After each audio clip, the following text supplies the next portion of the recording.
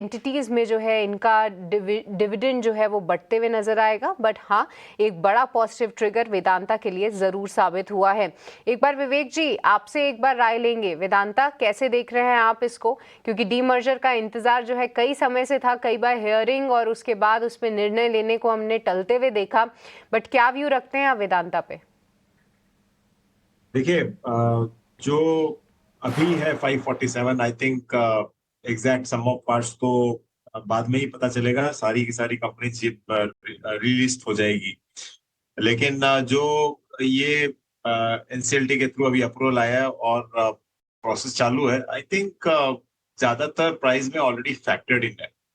तो कहीं ये बाई ऑन न्यूज और sell, sorry, buy on rumour and sell on news वाला शिकार नहीं हो जाए आगे चल के। मुझे लगता है कि अगले 1-2 दिन में आपको जब फेड आउट हो जाएगी न्यूज, तो थोड़ा बहुत प्रॉफिट टेकिंग भी आपको देखने को मिल सकता है। जब सारी एंटिटीज लिस्ट होगी तब सही रूप इसका बाहर आने वाला है। तो मैं तो यहाँ पे तो मैं रिस्क नहीं लूंगा। जैसे मैंने कहा कि हो सकता है इस न्यूज के कारण एक बार अपटिक दिखे और उसके बाद में प्रॉफिट बुकिंग भी आए। तो आई थिंक ज्यादातर फैक्टर्ड इन है।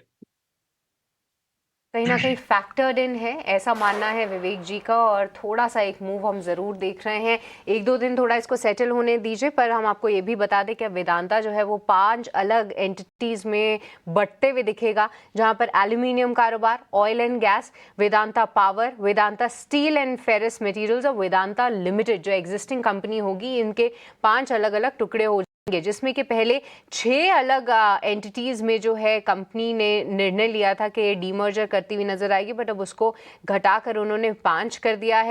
और कहीं ना कहीं इससे क्रेडिटर्स का जो अप्रूवल है ये भी हमने पहले मिलते हुए देखा था, और इसको गो हेड इसीलिए मिला था जहां पर एक शेयर हर एक नई एंटिटी का मिलेगा अगर आपके पास आप वेदांता के शेयर होल्डर हैं। तो यहाँ पे बीएसई एनएससी से जो है ऑलरेडी रेगुलेटरी प्रोसेस के अंतर्गत अप्रूवल मिल चुका है। और एनालिस्ट भी यही मानते थे कि जहां पर ये जो पूरे एंटिटीज की अलग अलग डीमर्जर होता है, तो उसके चलते कहीं ना कहीं एक री रेटिंग कैंडिडेट बन सकता है वेदांता। बट जी हाँ, अब थोड़ा सा इसको स्टेबल होने दीजिए। लगभग 3% की तेजी ऑलरेडी ये स्टॉक दिखा चुका है।